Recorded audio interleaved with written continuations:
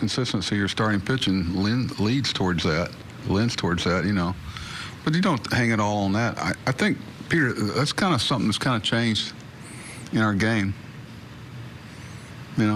There's not as much carryover, bad and good. I mean, you'll have oh my gosh, how do you get up tomorrow morning and play after that game? It was, tore your heart out and what have you. One, you have to. That's the job you're in, and you become, I don't know about good at it, but you know the challenge is coming the next day, good and bad.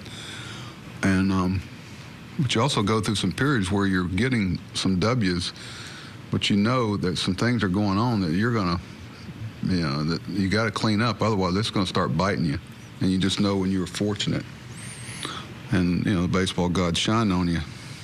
And on the flip side of that, you're doing a lot of good things. You're just not finishing up there.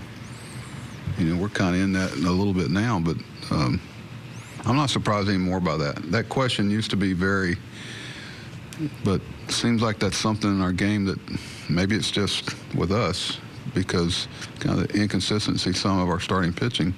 It's hard to really, say this means that and that means this. Does it bother you when you hear people, maybe you don't hear them, will use the word like urgency and say they're not seeing that, or?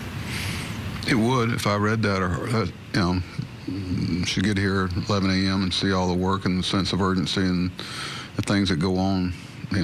I think in our world, not just in sports, they just made it so hard for guys to wear their emotions on their sleeve, and people have to go down the runway to vent. There's a lot of things.